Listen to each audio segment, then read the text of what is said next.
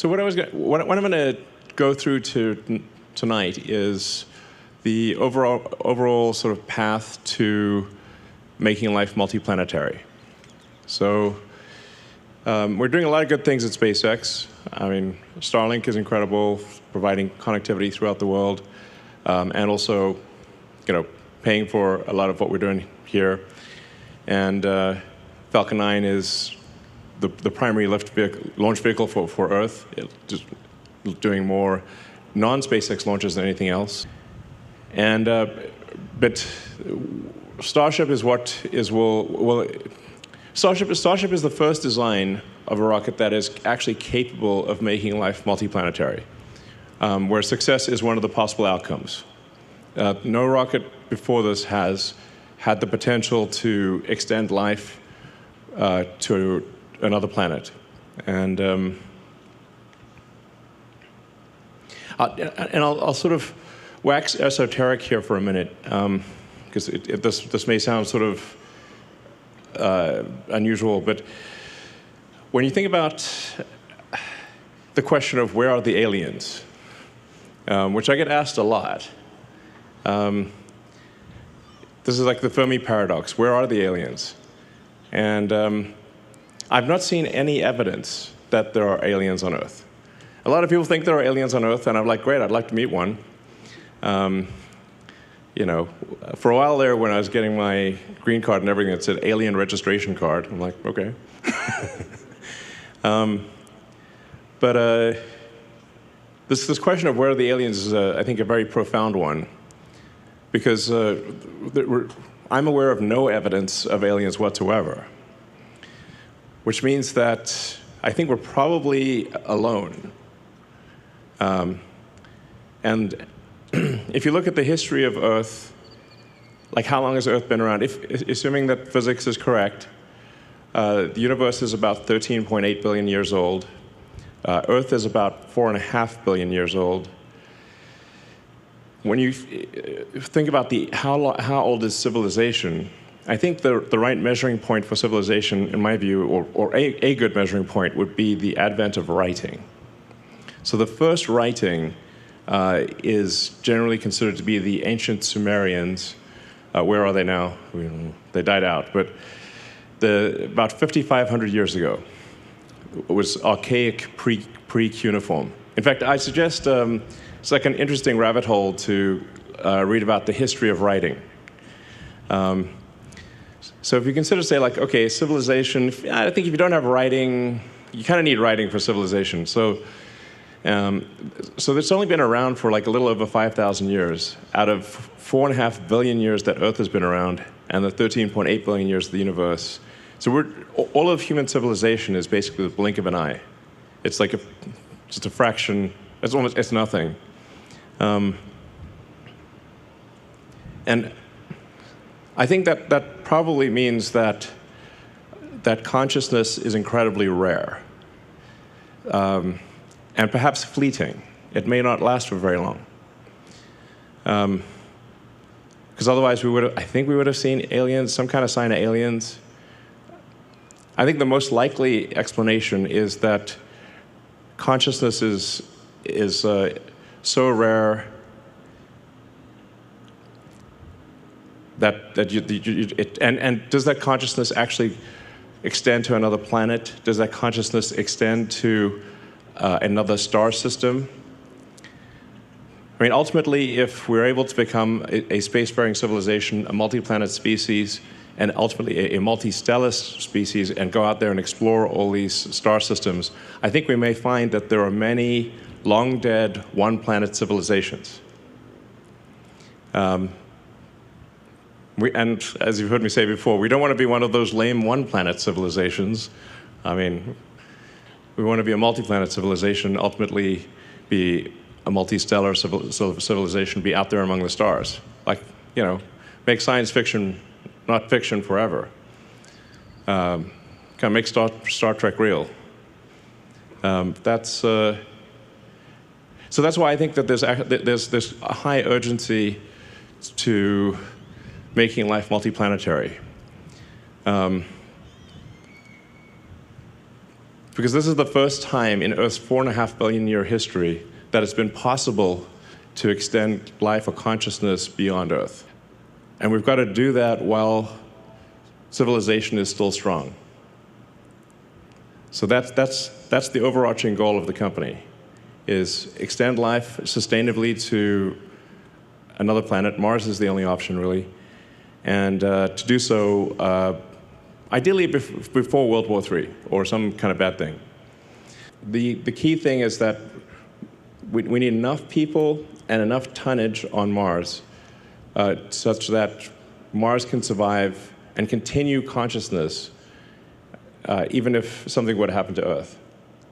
Now, I still think, well, obviously, I'm not talking about abandoning Earth or anything like that, and we want Earth to be as good as possible for as long as possible, but there are certain things that may be outside of our control. So we want to just get Mars to be a self-sustaining civilization as quickly as possible. And I think this can be done in around 20 years. So, and this giant Starship factory that we're building is obviously key to that. And the launch sites that we're building here and at the Cape and elsewhere in the future will be key to that. So let's just go through that. This is the final go, no go poll for Flight 3 of Starship. Invite 2. Go. Stage 1. Go. Stage 2. Go. Flight directors, go for launch.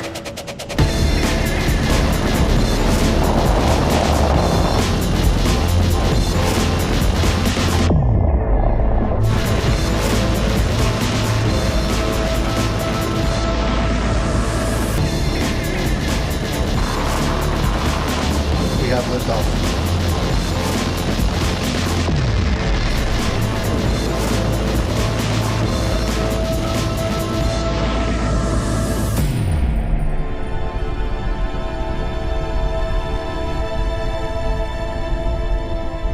Vehicles pitching downrange.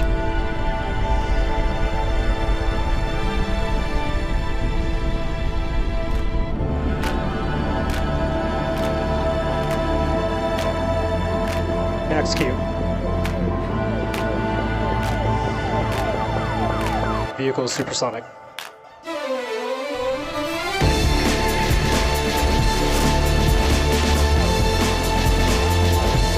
Stage separation.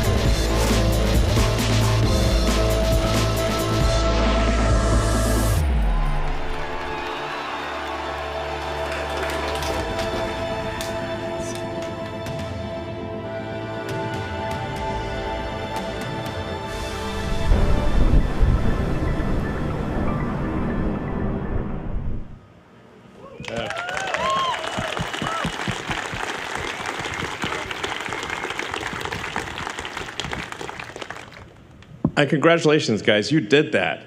That's insane. I mean, it looks like CGI. I mean, it's hard to believe that is unfiltered video. That's just the actual what the camera saw. No filters, no nothing. That's actually what the camera saw, which is insane. So, you're doing incredible work that I think almost no one thought would actually happen. So it's wild that this strange spot, we're basically on a sand spit by the Rio Grande, near the beach. And that is actually the gateway to Mars. Has to be like, if this was a movie, you'd be like, no way. Come on. Too implausible, but it's real. And it's due to you guys. Congratulations.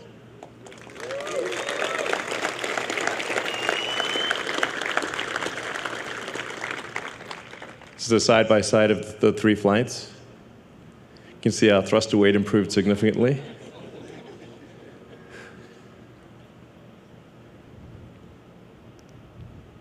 So we've made tremendous progress from Flight 1 to Flight 2 to Flight 3. And we got Flight 4 coming up in about a month or so. And with Flight 4, we should, if we get, if fate smiles upon us, we'll get through the high heating regime and smash into the ocean at a controlled spot. And then hopefully be able to also do this with the booster, land on essentially a virtual tower. If the landing on the virtual tower with the booster works, then we will actually try with Flight 5 to come back and land on the tower. Yeah.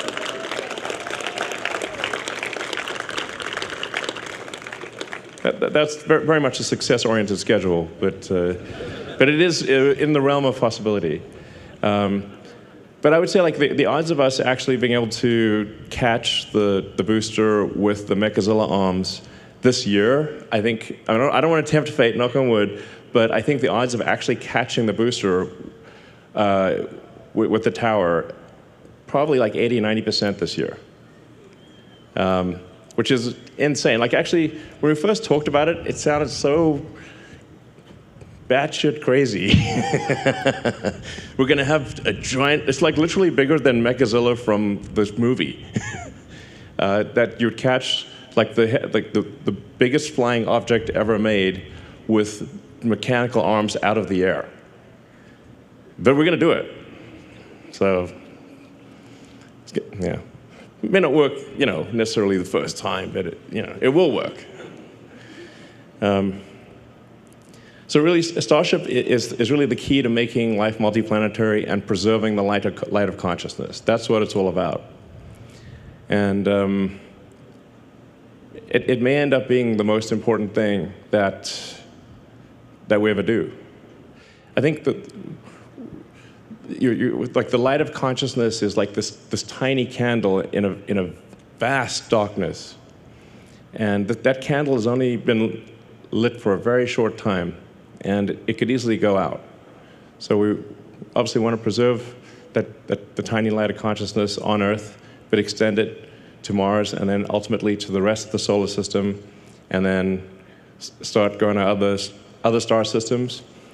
And I won't be alive to see that, but unless I'm like frozen or something, I don't know.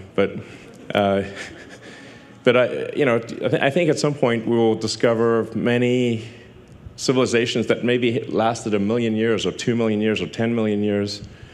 But a civilization that lasted 1 million years, which would be, vastly longer than our civilization has lasted. That's only the third decimal point, so like 13.8 billion something years. If your civilization lasts 1 million years, it's only goes, that third digit past the decimal point goes up 1, and that's 1 million years.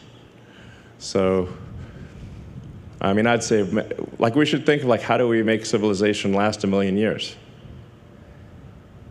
We often get caught up in, like, the day-to-day things, but we want to have at least 1 million-year civilization, if not 100 million-year civilization, or 1 billion-year civilization. So, absolutely crucial to that goal is becoming a multi-planet species. People often ask why Mars. Well, there's not a lot of options, frankly. So, if Venus is a superheated, high-pressure acid bath. So, not what you don't want to go to Venus.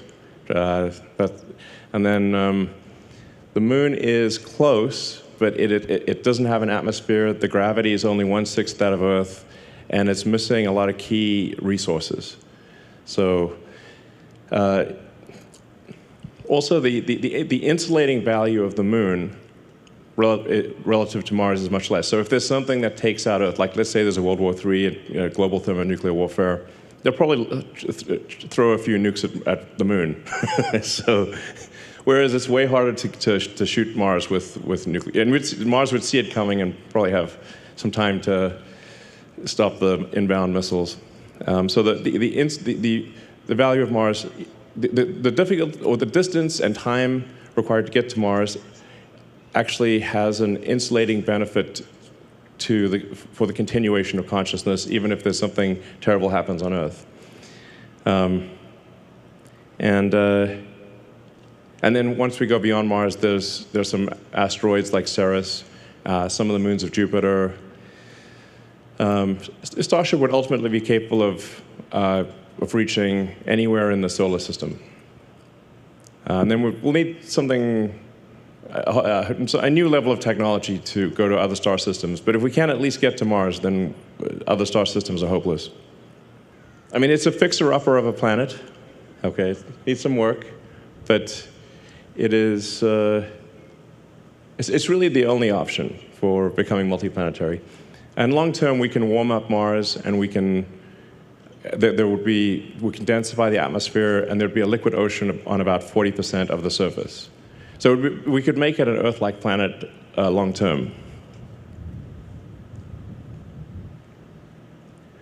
So let's see.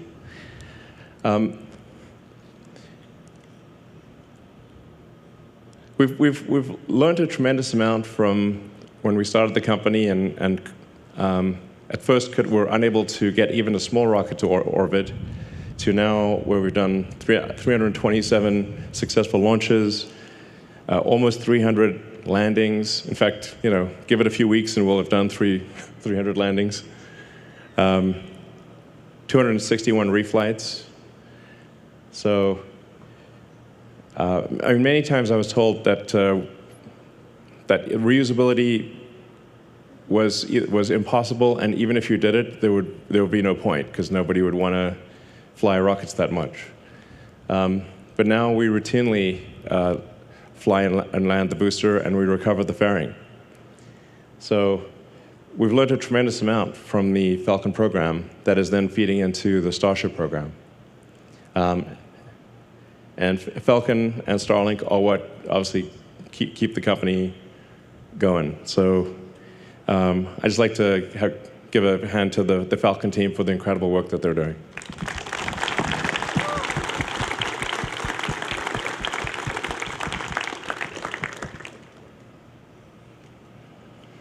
And then Dragon. Wow, 45 launches of Dragon. It's amazing. And we've flown 50 crew members to orbit, 46 to the space station, and everyone has come home safely, which is the most important thing. So, incredible work by the Dragon team. So let's give them a hand. That was couldn't ask for a better outcome.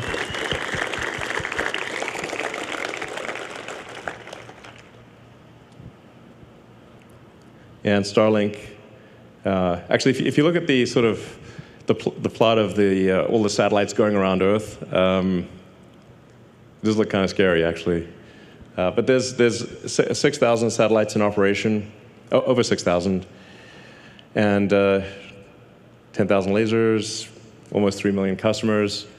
So Starlink is doing a lot of good for people on Earth who either don't have internet access or it's very expensive, and so it's doing a lot of good, on Earth. Because when I say we want to be a multi-planet species, we obviously want Earth to be as good as possible, and Mars to be great. So Starlink is doing a tremendous amount of that, and we're learning a lot by having this big fleet. Starlink will also be very important for high bandwidth communication to and on Mars. So,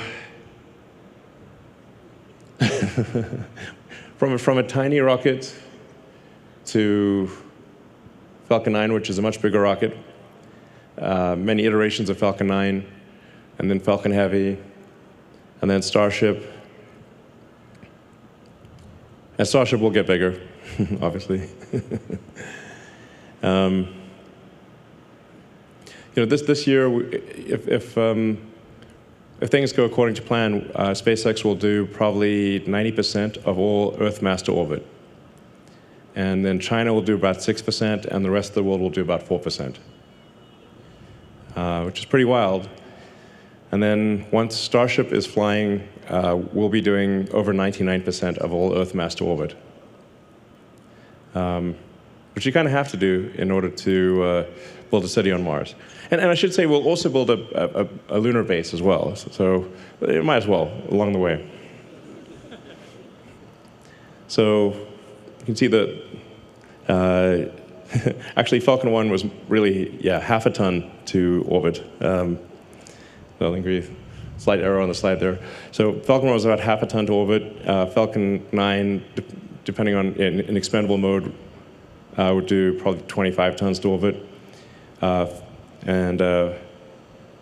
Falcon Heavy, probably 70. Anyway, these are just obviously rapidly increasing numbers. And Starship in its final configuration or its final form will probably do well over 200 tons to orbit with full reusability. And be able to fly multiple times a day. So.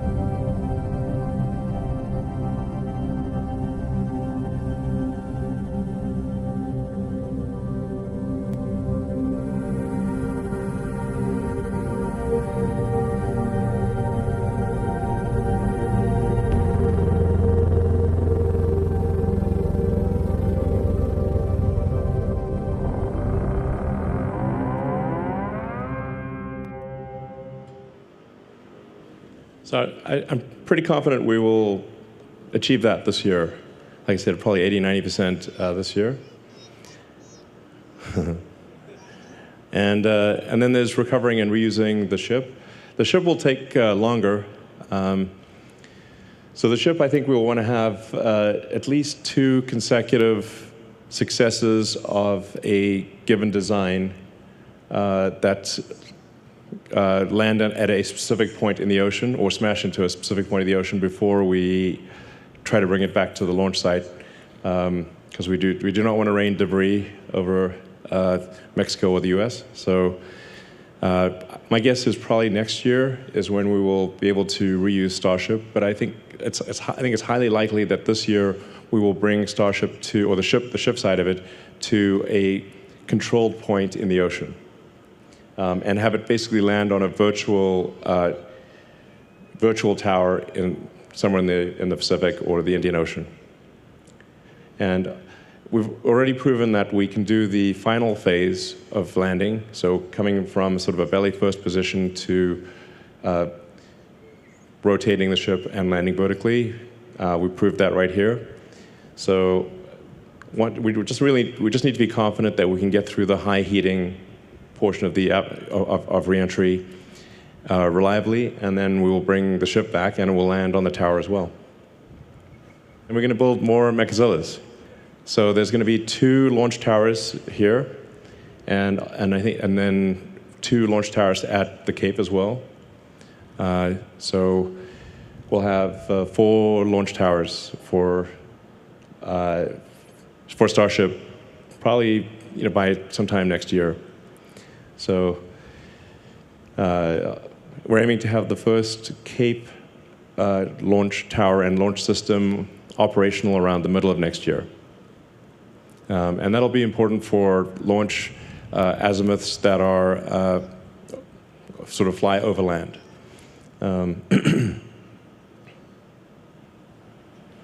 So I think what we should probably expect is that we do the kind of the development launches here, test anything new here, build the rockets, and then probably most of the operational launches would be from the Cape.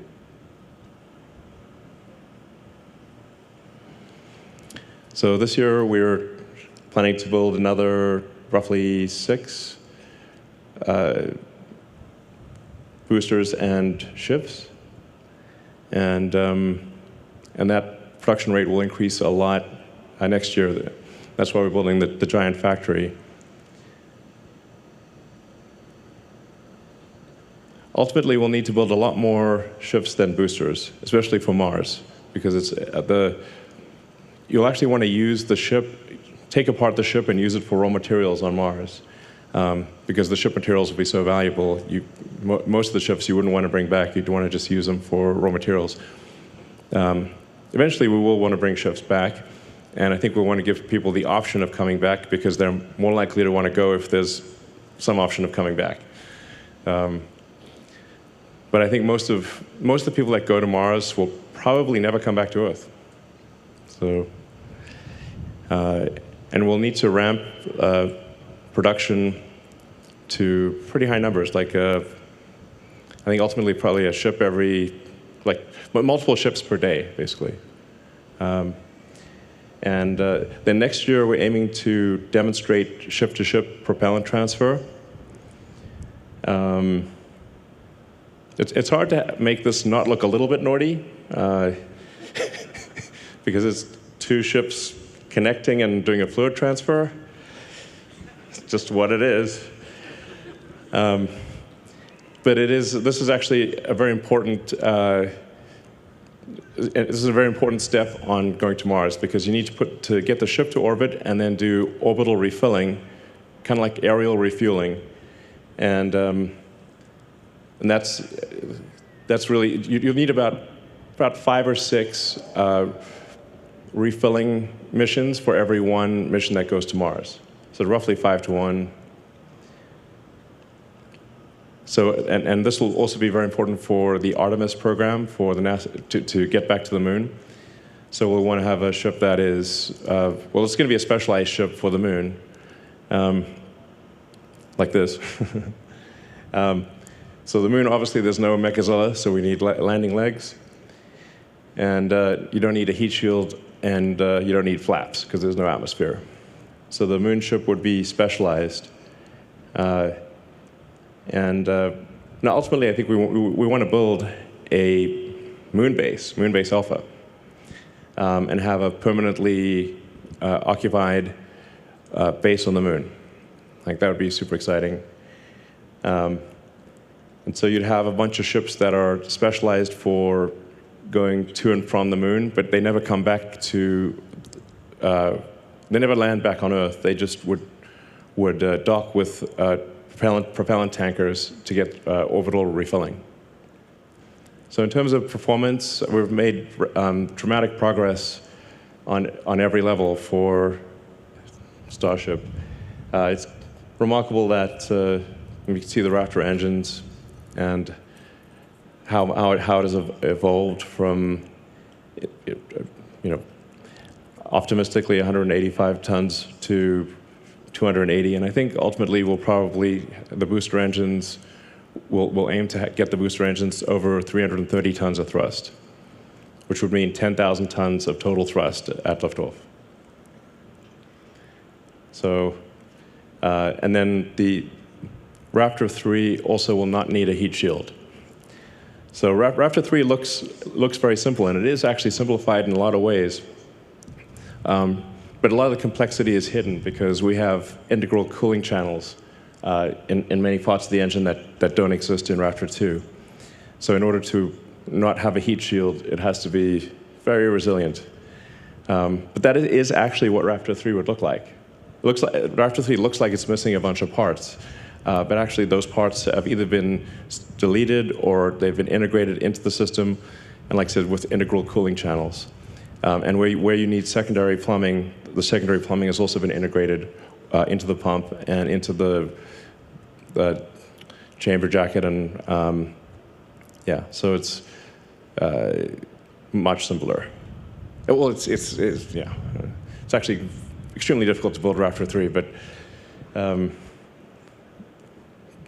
but it will be easy to integrate and will have higher performance and lower total mass, and be more reliable. So.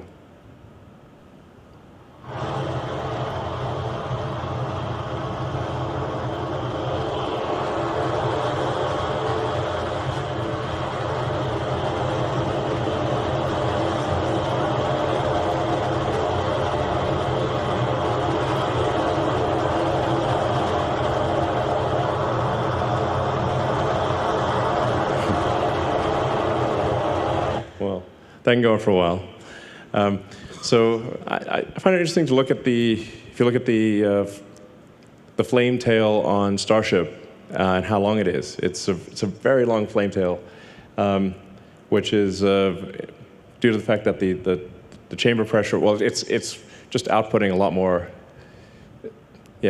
gas at a higher velocity. But I think the flame tail is like maybe 1,000 feet long. It's like more than twice the length of the rocket. And that will actually get, as we increase the thrust, that will get longer. So, yeah. And inevitably, the rocket grows in height. So Starship 2, we're aiming for, like currently Flight 3 would be around 40 or 50 tons to orbit. So the current design, Starship 2 will be over 100 tons. And then Starship 3 will be over 200 tons. It's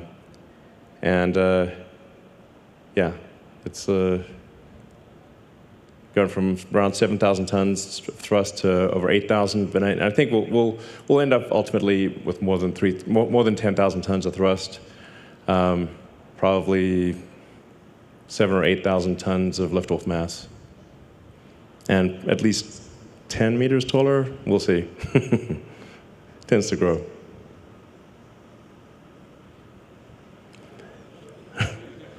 Yeah, exactly. So it probably grows a bit more than that, even really. So if you look at Falcon 9, we're not going to do the length to diameter of Falcon 9. That would be crazy. But Falcon 9 is a very long rocket, so I suspect it'll probably get a bit longer than this. But at 200 tons per flight, fully reusable, that is pretty incredible. And yeah, this will be on the order of 500 feet tall.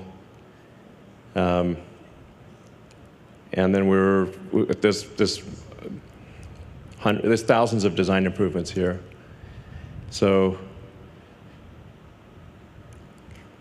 I think maybe one of the most profound things is Starship 3 will cost less per flight than Falcon 1. So that's the difference between if you've got a fully reusable rocket or an expendable rocket. The fully reusable rocket with low-cost propellant and autogenous pressurization actually costs less than a tiny expendable rocket. So, and it'll do, like I said, Falcon 1 is about half a ton to orbit. The Starship 3 will be 400 times more payload for less than the cost of a Falcon 1.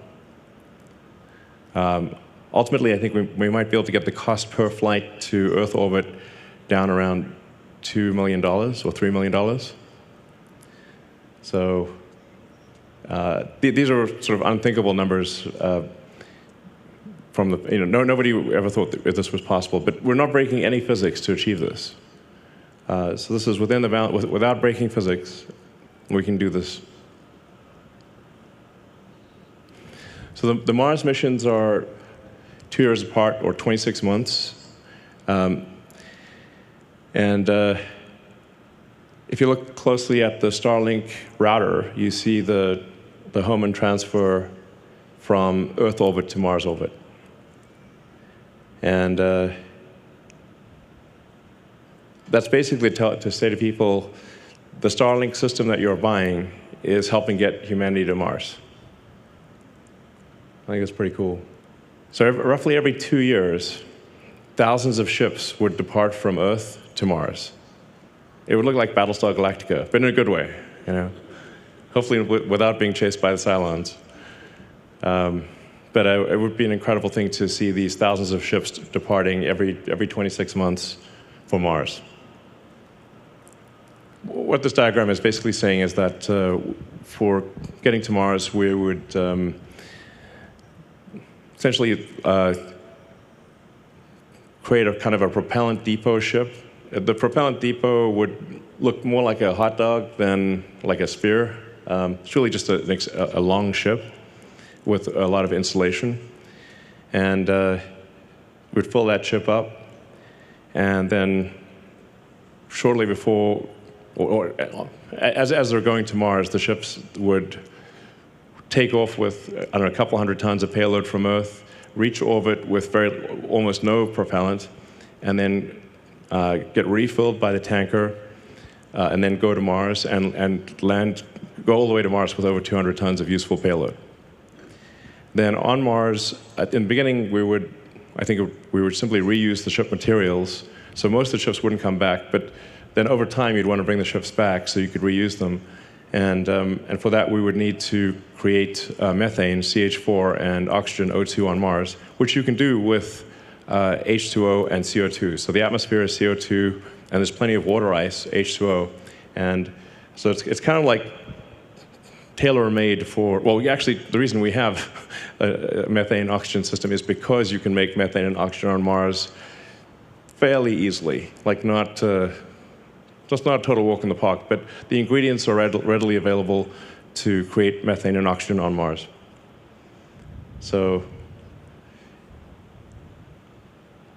you build a propellant depot and bring the ships back, and build out, as quickly as possible, a self-sustaining civilization on Mars. And we want to get the cost of going to Mars such that almost anyone could afford it.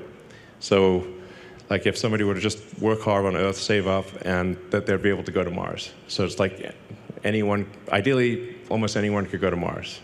And I think you'll see a lot of governments also sponsor people, and ultimately we'll want to get,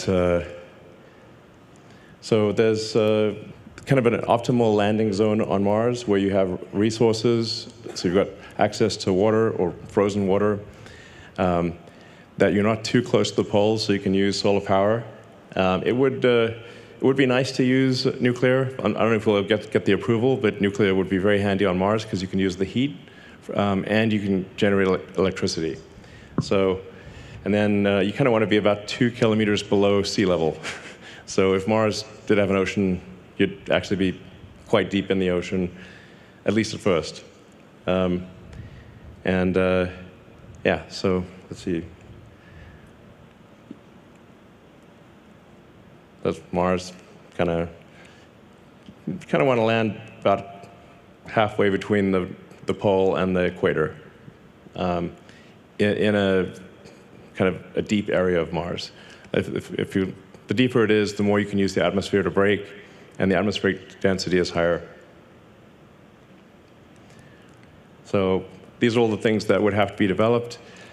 Sometimes people ask me, are we developing these things? I'm like, not yet, because this is the cart, and we need the horse first. So the rocket is the horse, and then this is the cart. But ultimately, we'll need all these things: lots of power generation, mining in general, ice mining, propellant production, long-duration life support, a lot of construction, and then global communication. So I think this would open up a lot of opportunities for entrepreneurs that want to create things on Mars, whether that is a propellant. Well, I think we'll have to do the propellant depot, but whether it's like iron ore refining or a pizza joint or a bar, there'll be an opportunity to do all the things that we like on Earth on Mars. Like a Mars bar would be, yeah. Great. So I think probably a rough order of magnitude guess for what you need, how many people do you need for a self-sustaining city is about 1 million, and several million tons of cargo. So, yeah, which we can do, and we can do this in 20 years. But like I said, in order for it to be self-sustaining, you actually need the entire base of industry. You can't be missing any element. So that's really what's going to take a while is, do you have everything you need to survive on Mars? At that point, the future of consciousness is assured. So if you do 10 launches a day at 200 tons per launch, 1.5 million tons to LEO per opportunity, you net that out to 250,000 tons to Mars per opportunity. So that means you can get to 1 million tons in about 8 years, since the opportunities are 2 years apart. So I think this is pretty doable, and I'm like, we're actually going to do this. Are we? Well, we are actually going to do it, which is insane to think. So, millions of tons to Mars. Yeah. Wild. And we're going to build a lot of vehicles. So, yeah, several thousand vehicles per year is what we'll need. Which really quite doable, actually. It sounds like a lot, but it's very doable. Yeah, if you compare it to sort of car production, it's a small number. Of course, this is much bigger than a car, but even if you look at the total tonnage, it's still very doable to build several thousand vehicles a year. So that's what we need to do, and we're going to do it. And then long term, we'll probably have some offshore launch sites.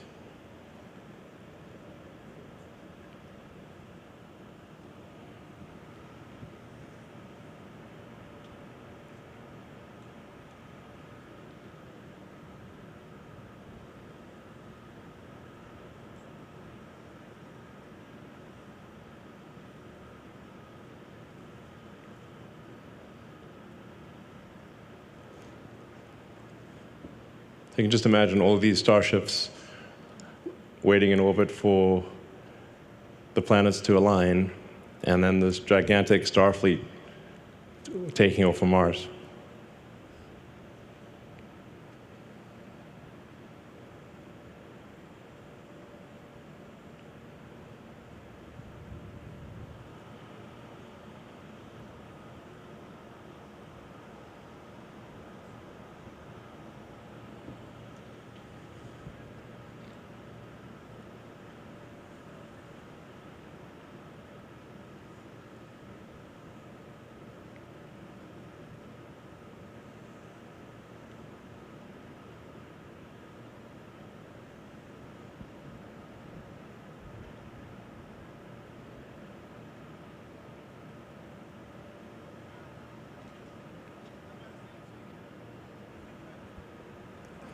All right, so we're actually going to do this. When you think about where this started out, this was literally just a sandbar where we're standing right now. And now look at what we've done here. And we've gotten 3 flights off of Starship, and we've got a fourth one coming up. And we're building a gigantic factory that will be able to output a massive number of ships. So it's surreal, but it's real. So we're actually going to do this. We're going to take humanity to Mars. And I'm confident you can do it. So